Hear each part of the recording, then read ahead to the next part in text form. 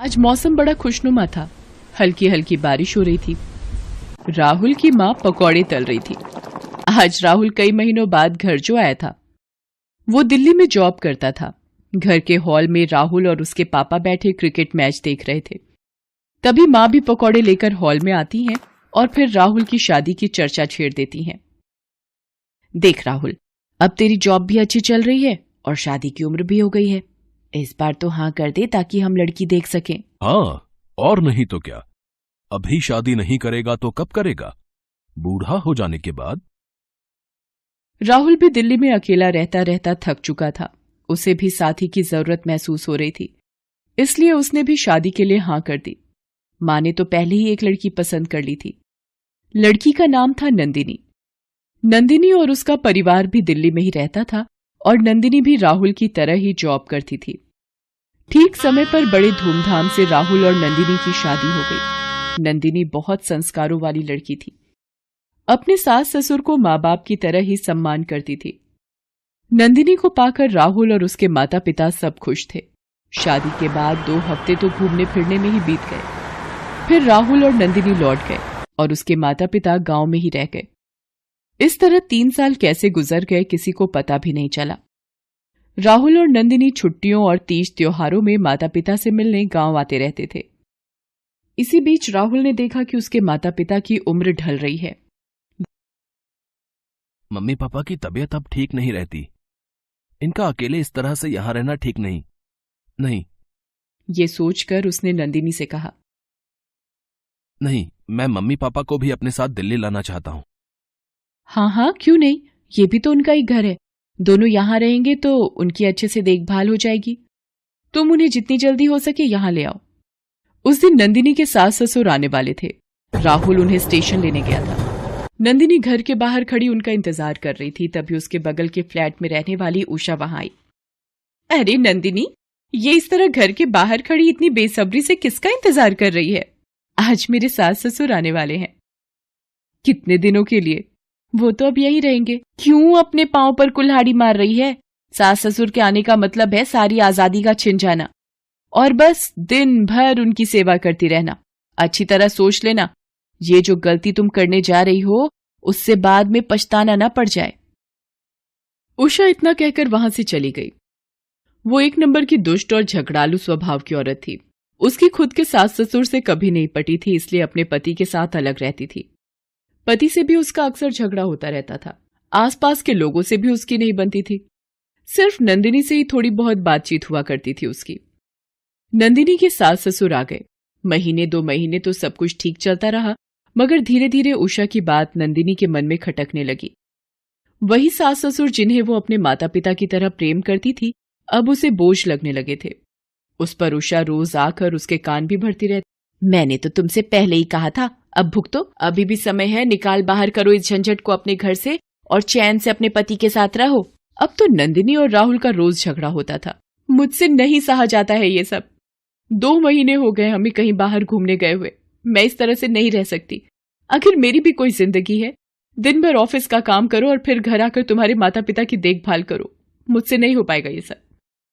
पागल हो गई हो क्या तुम? वो मेरे मम्मी पापा है, कोई गैर नहीं।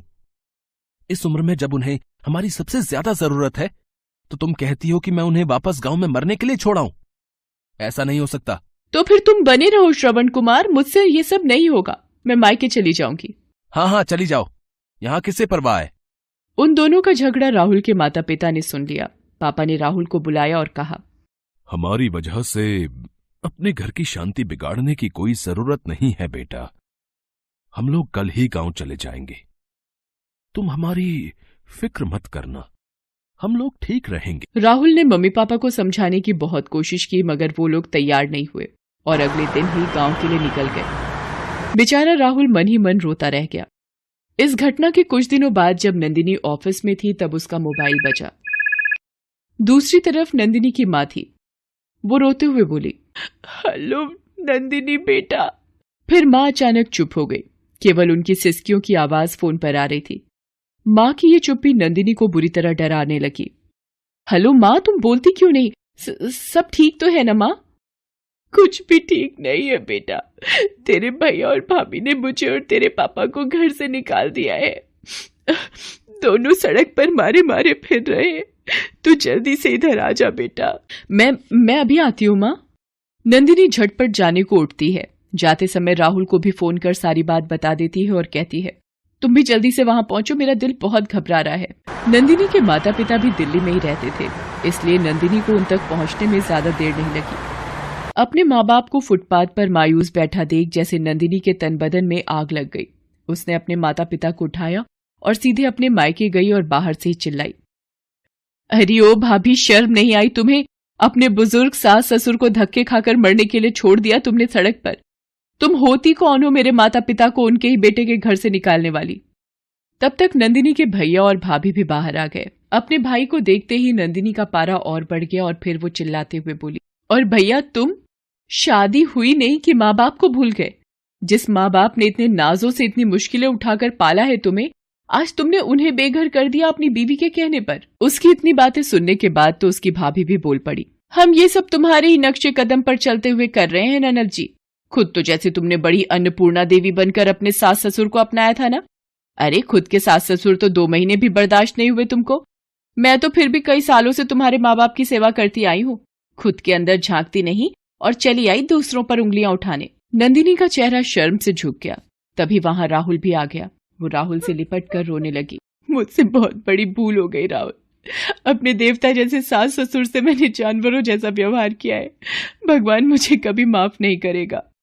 अभी नंदिनी रो ही रही थी कि अचानक वहां सब लोग हंसने लगे। नंदिनी को समझ में ही नहीं आया कि ये सब क्या हो रहा है। जिस दिन तुमने मेरे माता पिता को घर से निकाला था, उसी दिन मैंने तुम्हारे मम्मी पापा को फोन कर सारी बात बता दी थी।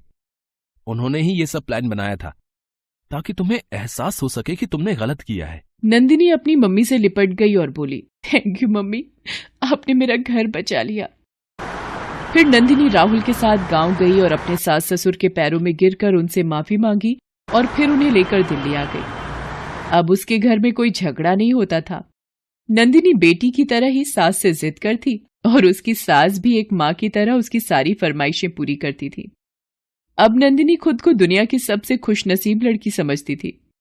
एक दिन ऑफिस से लौटते हुए नंदिनी को फिर से उषा मिल जाती है। मैं और मेरे पति तो आज बाहर खाना खाने जा रहे हैं, मगर अफसोस तुम तो बाहर जा ही नहीं सकती। तुम्हारे सास ससुर अकेले जो हो जाएंगे। मेरे घर में मेरे सास ससुर नहीं, मेरे माता पिता रहते हैं, जो फिलहाल खाने पर मेरा इंतजार कर रहे हैं। तुम क्या समझोगी कि अपने भरे पूरे परिवार के साथ खाने में कितना मजा आता है। फिर नंदिनी हंसते हुए आगे बढ़ गई और उषा उसका मुंह ताक